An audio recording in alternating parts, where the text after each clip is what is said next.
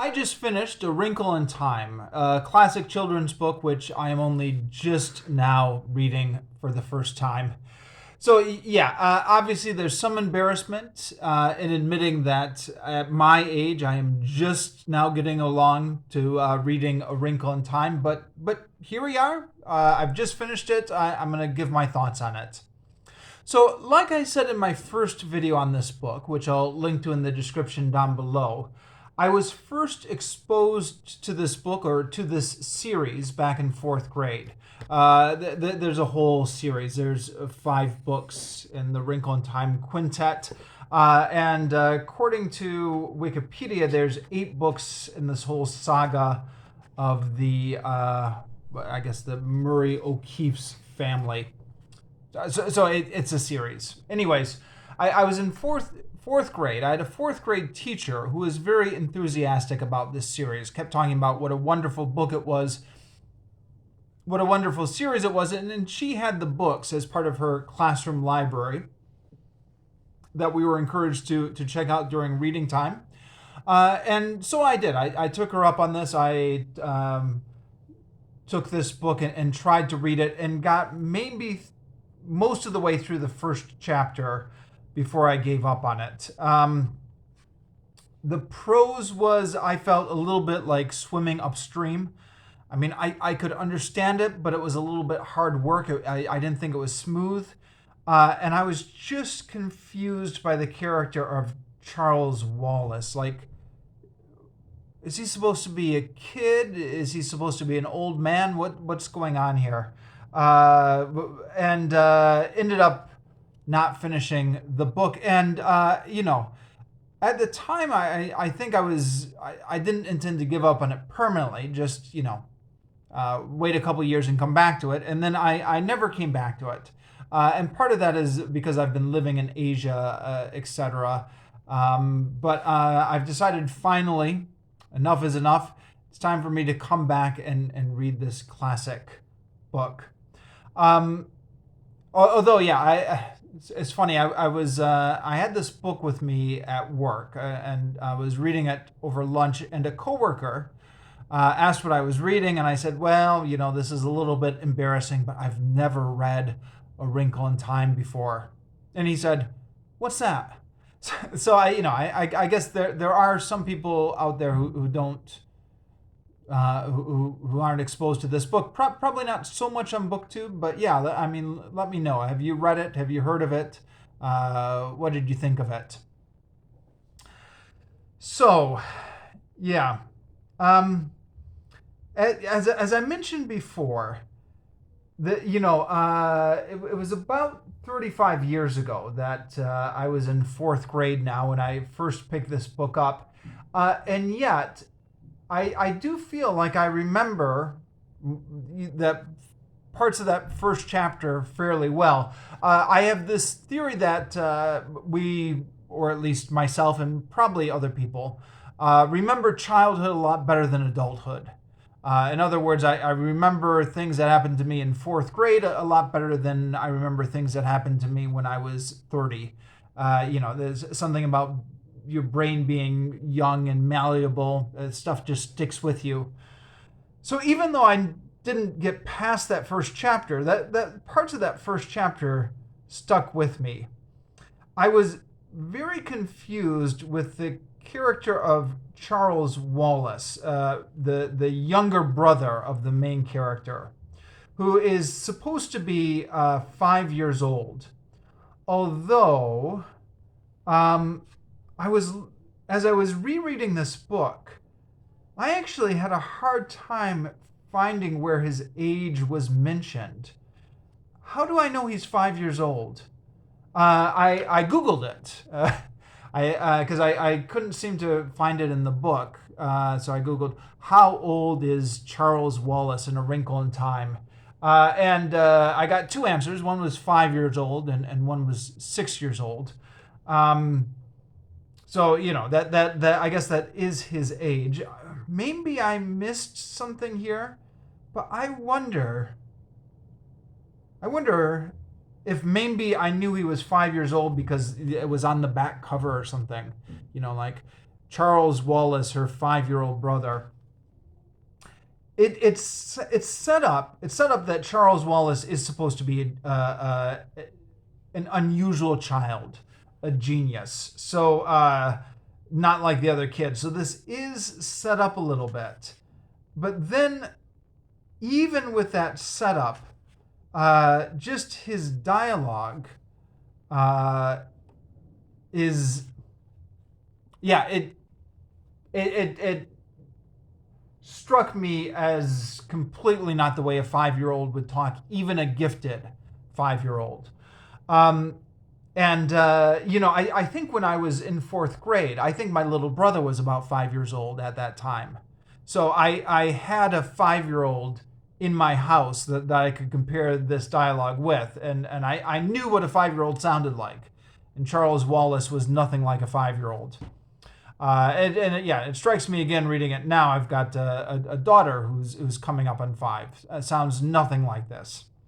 So let me just read some of the dialogue here. This is the main character, Meg, gets out of bed and finds that her 5-year-old brother, in the middle of the night, has kind of prepared a little midnight snack for her. So you'd better check the milk.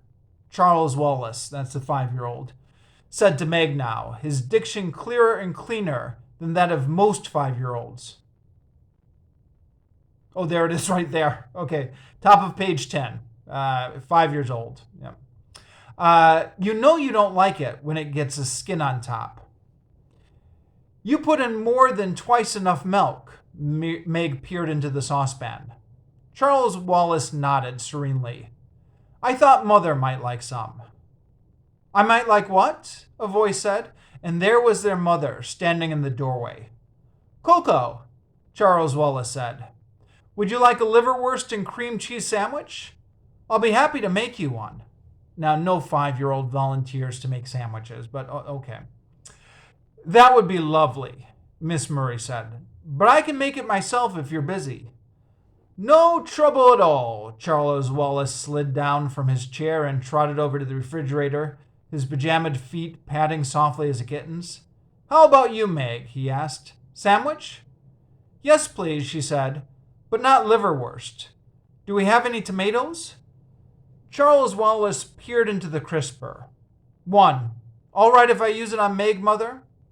To what better use could it be put? Miss Murray smiled. But not so loud, please, Charles. That is, unless you want the twins downstairs, too. Let's be exclusive, Charles Wallace said. That's my new word for the day. Impressive, isn't it? Etc. And then a few pages later, the mysterious stranger, Miss Whatsit, arrives in the middle of the dark and stormy night, and Charles Wallace completely takes control of the conversation and acts as the leader in his family, greeting Mrs. Whatsit and orientating her instead of his older sister Meg or the mother. It's about this point in the book that I was like, what is going on here? And coming back to it now, 35 years later, I'm still like, what is going on here? Okay, it's set up that Charles Wallace has a high IQ, that he's abnormal for a 5-year-old. But like what I would consider that to be is, I don't know. He's a math genius, but he still has the social skills of a 5-year-old, or he notices things quicker. But there's no way a 5-year-old, no matter how high their IQ, is just going to have the ability to conduct a conversation like they're 35 years old. There's gifted, there's being a high IQ, and then there's just like being possessed by an older spirit or something like that. And maybe that's what's going on here. It's a little bit hard to tell because we never find out. So again, when I first read this back in 4th grade, I was like, Okay, I know he's gifted, but what is going on here? And why, especially when the stranger, Miss Whatsit, comes in. So we've got the stranger now interacting with him as if he's a 35-year-old man. I'm like, what? Why does nobody in this book say this is not normal behavior for a 5-year-old? I mean, they again, they do acknowledge he's very gifted and he has a high IQ, but come on. Now, when I was reading it the second time around, I was thinking, okay, at the end of the book, we're going to find out he's not 5. That actually he's the reincarnated spirit of a 40-year-old man who took over his body when he was 2 years old or something. There's going to be some supernatural explanation to why Charles Wallace is 5 years old, but he's acting like he's 40. But yeah, spoiler alert. You get all the way to the end of the book, and there's just nothing. So what is going on here? I don't know. There is an afterword by the granddaughter of the author.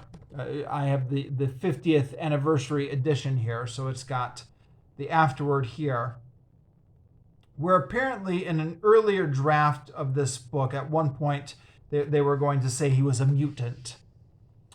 But that was an earlier draft. That's not in this book. So I think the writer has to take responsibility for what ends up in the reader's hands, not what got edited out in an earlier draft. So what is going on with Charles Wallace? I don't know. Maybe it's one of those things where like the reader is supposed to realize that I don't know. So the other thing is, in addition to Charles Wallace sounding nothing like a 5-year-old does, nobody in this book sounds like a real person. So they're in the forest and they meet this boy named Kelvin, who's in the same school as Meg in high school. And they're having a talk with him, and again, nobody is making any sense or sounding like a real person would. So yeah, where's this? They meet Calvin in the forest. Who is he? Charles Wallace asked Meg. Kelvin O'Keefe. He's in regional, but he's older than I am. He's a big bug. It's all right, fella. I'm not going to hurt you. The boy is Kelvin, said to Fortinbras. Fortinbras is the dog. Sit, Fort, Charles Wallace commanded, and Fortinbras dropped to his haunches in front of the boy, a low growl still pulsing in his dark throat. Okay, Charles put his hand on his hips. Now tell us what you're doing here. I might ask the same of you, the boy said with some indignation. Aren't you two of the Murray kids? This isn't your property, is it? He started to move, but Fortinbras's growl grew louder, and he stopped. Tell me about him, Meg, Charles Wallace demanded. What would I know about him? Meg asked. He's a couple of grades above me, and he's on the basketball team. Just because I'm tall. Kelvin sounded a little embarrassed. Tall he certainly was, and skinny. His bony wrists stuck out of his sleeves of his blue sweater. His worn corduroy trousers were... Okay, let's skip that part. Tell us what you're doing here, Charles Wallace said. What is this, the third degree? Aren't you the ones who's supposed to be the moron? Meg flushed with rage, but Charles Wallace answered placidly. That's right. If you want me to call off my dog, you'd better give. Most peculiar moron I've ever met, Kelvin said. I just came to get away from my family. Charles Wallace nodded. What kind of family? They all have runny noses. I'm third from the top of 11 kids. I'm a sport. At that, Charles Wallace grinned widely. So am I don't mean like in baseball, Kelvin said. Neither do I. I mean like in biology, Kelvin said suspiciously. A change in gene, Charles Wallace quoted, resulting in the appearance in the offspring of a character which is not present in the parents, but which is potentially transmissible to their offspring. Huh. Actually, reading that now and thinking about what I read in the afterword, about how in the earlier drafts Charles Wallace was revealed as a mutant, I wonder if that's a bit of foreshadowing there. The fact that he knows that quote. What gives around here? Kelvin asks. I was told you couldn't talk, etc. It goes on, and then there's some really clunky dialogue on later between Kelvin and Meg, and I don't know. I found a lot of, I don't know. I didn't much care for the author's descriptions either. Although, given how widely this book has been praised, I'm willing to accept that that's just me. But that dialogue, I mean, again, given how widely loved this book is and how much it's been praised, it must just be me. But what's going on with the dialogue in this book? That's not how people sound. It pulls me right out of the story. Now it is, as with other books like this, I think I said the same thing about Dune when I was reviewing Dune to make a comparison. As you go along, you kind of get used to it. Or I guess you kind of tend to accept it. So by the time I was about 100 pages in, which is halfway through the book, I had let it stop bugging me. But certainly in the early stages of this book, I thought, what am I reading? Why is this book considered to be so well written? Yeah, I don't know. But I mean, this book is, yeah, it's a science fiction fantasy book, and I think, to be fair to fans of the book, what's supposed to be the big selling point of this book is how imaginative it is. And it's one of those books where the characters travel to strange new worlds and meet strange creatures, and there's supposed to be a lot of imagination going on here. I thought it was all right. It didn't blow me away. I mean, I wonder, I don't know. There are some things going on here. Maybe it's best just to talk about them one by one. They're able to travel by means of a device called a tesseract, which if you're like me, you hear tesseract and you think the Marvel movies. And it was just interesting to me to realize that the concept of a tesseract didn't originate with the Marvel movies. Pardon my ignorance, but was a concept that existed beforehand. Now, this actually isn't a picture of a tesseract. This is a picture of a cube. The tesseract actually isn't pictured here because apparently it can't be pictured. But the tesseract would be a cube, but with the fourth dimension added onto it. So as they describe it in the book, how did they describe it in the book?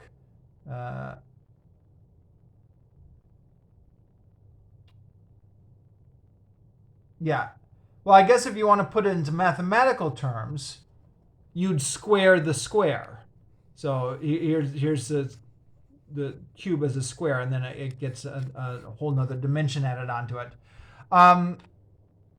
Yeah, but you can't take a pencil and draw it the way you can the first three.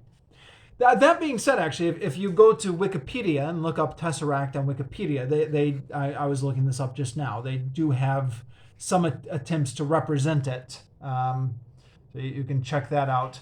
It was interesting reading the afterword here. I think I read this in the afterword. I don't remember. I actually did read a few different reviews after I finished this. Was this in the afterword or was this in a different review? I think this was in the afterword.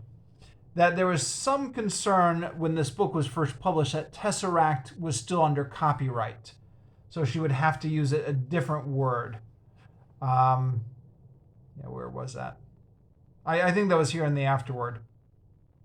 So I guess Tesseract was like a mathematical concept which was still under copyright by... Oh, yeah. Here it is. It is in the afterwards. There's a note on the title page. This is a note on the drafts that she submitted to the publisher, that Tesseract might not be in the public domain, and that she might have to substitute Skortweg and Skeg. But I guess they must have worked that out and gotten the rights to use Tesseract. I guess it must have been copyrighted by whatever mathematician had published the academic paper or something.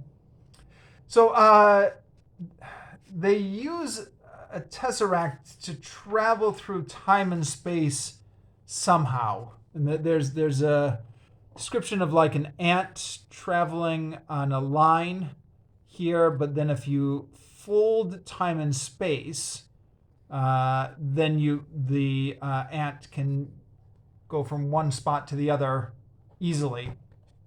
And that's how they travel through space. I guess they're folding space or something like that. It all sounds like just a convenient way to travel across the universe very quickly. But apparently this is based on real science. And apparently, and again, I'm getting this from the afterwards here, the author was actually reading the work of the physicists. At least that's what her granddaughter said. Then by happy chance, she began to read the work of physicists, Albert Einstein, Max Planck, Werner Heisenberg. Their work revealed a new vision of the universe, a less conventional view, not visible through our everyday experiences. So apparently, Madeleine, how do you pronounce this? Madeleine L'Ingle was actually reading the physicist, Albert Einstein, which surprises me. Like, aren't there just like 5 people alive who can understand Albert Einstein's work? I'm exaggerating, of course, but like the average person can't understand Einstein, right? You and I couldn't understand Einstein. Was Madame L'Ingle really reading Einstein stuff? Apparently, according to the afterword, which was written by her granddaughter. So now, the science in the book is kind of typical of these science fiction fantasy books, in that stuff is alluded to, but is never really explained. So the author doesn't really flesh out the science at all. Nor would you want her to in a book like this. But apparently it is inspired by real scientists, the work of real physicists, not fleshed out, but inspired by that. So they're able to go through this kind of, space and time bending thing in which they let go of their, it appears that they let go of their corporal form and travel to different spots. And they end up in many different planets where they encounter lots of different scenery and beautiful creatures. There's one brief interlude where they land on a two-dimensional planet. And Meg suddenly feels like she can't breathe because she's all in 2 dimensions. And it's because the three spiritual beings who are transporting them momentarily forgot that they can't exist on the 2-dimensional plane. So they land on the 2-dimensional plane. Where is that? Oh no, we can't stop here. This is a 2-dimensional planet, and the children can't manage here. So and then they pick her up and they take her away again. So that's kind of I can see where if you read this book at a formative age, when you were in fourth grade, say, when you were young, and you hadn't really thought about these concepts before, like time and space and 2 dimensions and 4 dimensions, that this is the kind of thing that would stimulate your intellect, right? Would you'd be like, whoa. Now, at my age, it takes a bit more to impress me, but I can see where this would be really mind-opening to a child at the right age. I did read a review of this book, Mari Ness. I've talked about Mari Ness on this channel before. She writes a lot of reviews at Tor.com. I relied on her reviews quite a lot when I was reading the Oz series. She's also written a series of reviews on Madeleine. And Marie Ness says in her review that as interesting as that 2-dimensional planet is, it doesn't really make any sense within the world of the novel. Because this is a world in which it's clearly set up that there are 4 dimensions and 5 dimensions, and that they're traveling through these 4 dimensions. And so then how is this 2-dimensional world existing within this 4-dimensional universe, right? So yeah, I don't know. Maybe she has a point. Although don't ask me to think too deeply about this. I'm no scientist, but it's interesting. Interesting food for thought. They go to a world with these kind of flying majestic horses in this beautiful garden area. It's another planet. And there's a description of kind of flying through and seeing the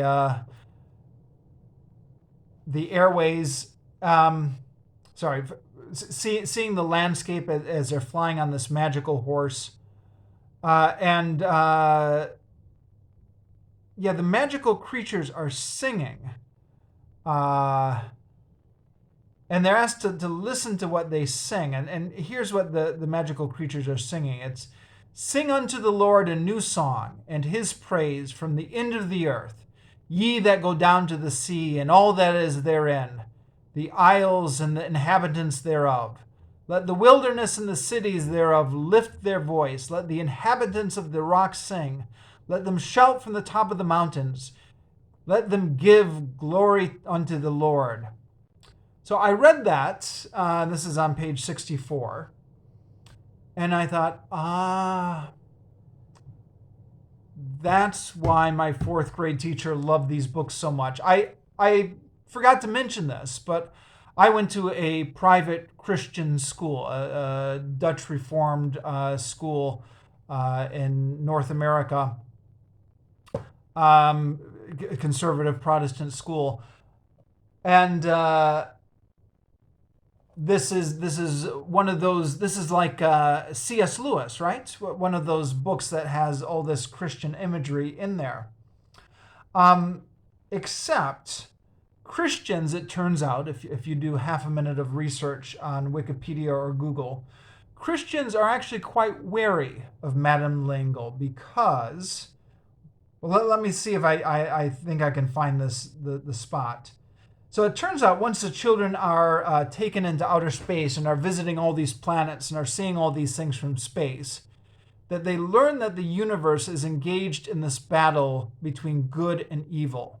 So there's this evil, there's this darkness that is trying to cover everything and which has covered the earth. But then there are lights that shine through and fight that darkness. So even though earth has been covered, the spiritual beings tell them that earth has been covered, but they say, you can be proud of earth. It's done so well to fight the darkness. And who have our fighters been? Calvin asks. Oh, you must know them, dear, Miss Whatsit said. Miss Whatsit's one of the spiritual beings. Mrs. Whose spectacles shone at them triumphantly.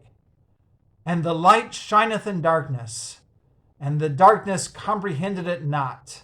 That's a paraphrase from the Gospel of John. Jesus Charles Wallace said.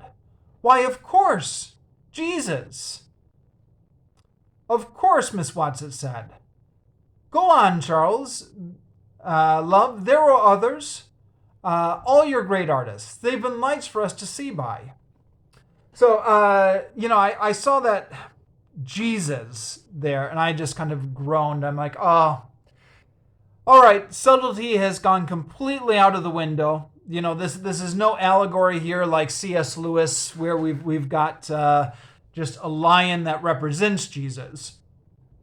We've got them full on mentioning Jesus as one of the fighters against the light. So we are nailing our colors to the mast here. This is talking explicitly about Jesus.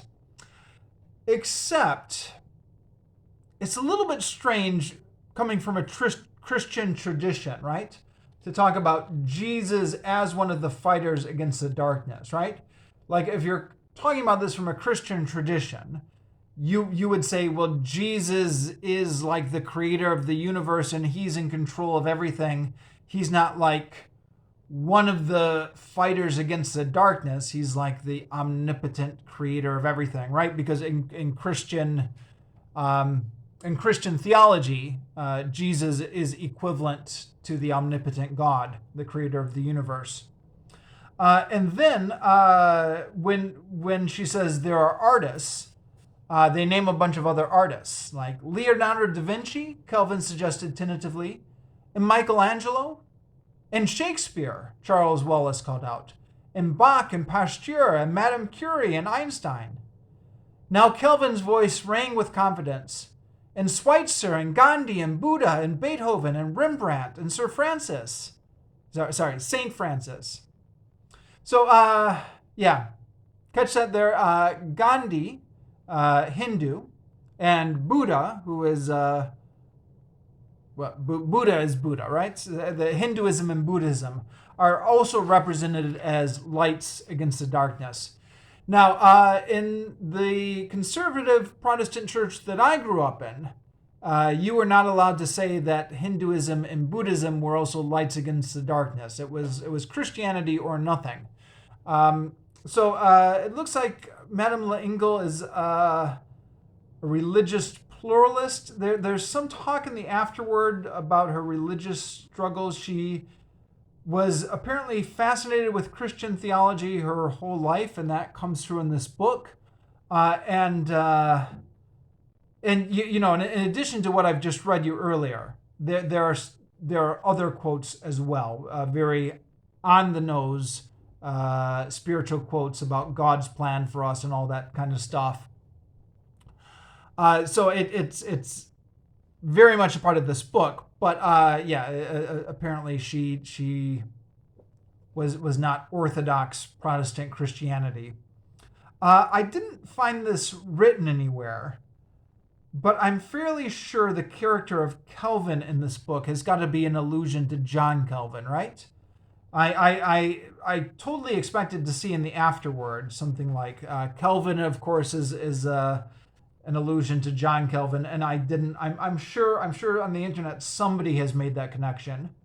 I'm sure it's got to be on the internet somewhere. I didn't see it on Wikipedia or anything, but I'm sure it's out there somewhere. Because there is some talk about how much of our lives are predestined, and how much of it is a free will. So that fits right in with Calvinism, huh?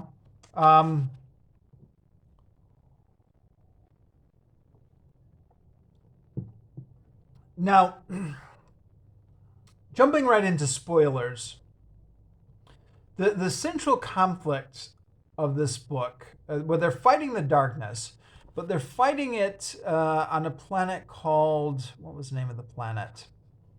There's one planet where her father has been imprisoned, and there's something called it, and it's always spelled in capital letters.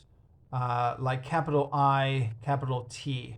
I actually, when I first encountered this, I wasn't quite sure if that was, yeah. Can you see this here? I know this is, the camera is going to show this in mirror image, but it, capital I, capital T. It again. What's this it? I thought maybe it was IT because, of course, nowadays we always talk about IT, right? You know, every company has an IT department, right? But I was thinking, okay, this book was published in 1962. IT probably wasn't as much of a thing there. It's probably supposed to be it.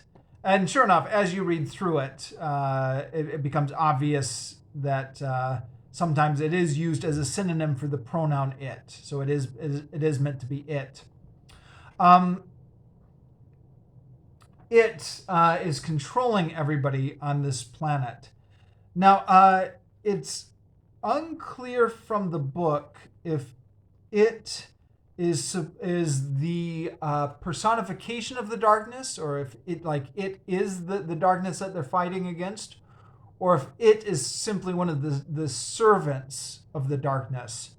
And after I finished this book, I looked it up on Wikipedia, and Wikipedia doesn't seem to know either. Apparently, it's just not clear whether it is the darkness itself or if it's just one of the darkness's minions. But it has, there's this planet where everyone's human. It's one of the interesting things here, and this is what I refer to maybe as the Star Trek trope, or what's a good way to describe it? The Star Trek technique. The Star Trek technique. You go to an alien planet somewhere far away in some distant realm of the galaxy, and everyone looks human and everyone speaks English. That's the way these stories work, huh? So they go to this planet which resembles the American suburbs. And as a friend warned me before reading it, this is another book that's a critique of the suburbs. I just finished Harriet the Spy, which was one book complaining about conformity in the suburbs. Here is another book complaining about conformity in the suburbs. Although if you read the afterword and if you read Wikipedia, it's a little bit unclear actually. People don't agree what the book is actually against. Some people thought it was, because it was written in 1962, it was a warning against communism, kind of like 1984 type style. But other people thought it was just a warning against the way society makes you conform. It's a suburban environment in which everyone is forced to conform and be alike by it. And it is this like telepathic creature who tries to get in people's brains and control them. And when they finally meet it turns out it is just like this big brain on a table.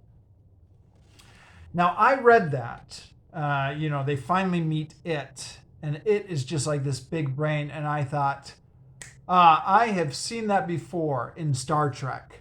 I think there were at least a couple. I want to say there are at least a couple Star Trek episodes from the original series where it turns out that the bad guy was just a disembodied brain, right? I'm tempted to try and say the names of them, but I'm afraid I'm going to get it wrong and embarrass myself. But if you're a Star Trek fan, you know what I mean, right? Those scenes where Kirk encounters the three disembodied brains and was it the Gamesters of Triskelon or something? So I'm thinking, a disembodied brain who's telepathically communicating with everybody. This is a science fiction trope I know well from Star Trek. But to be fair, this book was written in 1962. 4 years before Star Trek came out. So maybe at the time, with new readers, that might have been a little bit mind-blowing. I'm fairly sure there were science fiction movies in the 50s or something like that had disembodied brains in it. So I don't think it was the first time, but maybe it was a little bit fresher back then. Um, I thought it was a little bit cliche, but again, I'm coming at it from 50 years later now, and being much older. I wonder again if I had read this book when I was in fourth grade, if I would have stuck with it, maybe those kind of things would have impressed me more about like having a big disembodied brain as the big bad guy.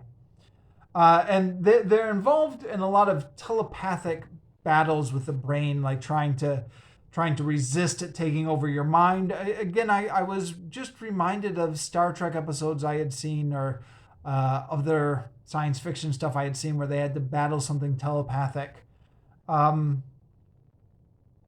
I don't know, largely unimpressed and somewhat bored with these. I don't know. I've always found these telepathic battles in science fiction to be a little bit boring, and weird. But yeah, they. Yeah. There are some interesting descriptions of strange new worlds and aliens. I Yeah, I don't know. I'm not saying it's a terrible book. It's mildly interesting. Um, it's part of the thing is, for 35 years now, I've been feeling guilty about not having finished this book, and it's been kind of waiting to get around to it all that time. Um, now that I've finally read it, I'm like, eh. But part of that maybe is just too high of expectations, because of 35 years of built up expectations. Um, yeah, I don't know. I I think I've said everything I want to say on this book. So I'm just gonna leave it here. Let me know what you thought about this book. I'd be curious to get some different views on it. But I'm gonna close things out here.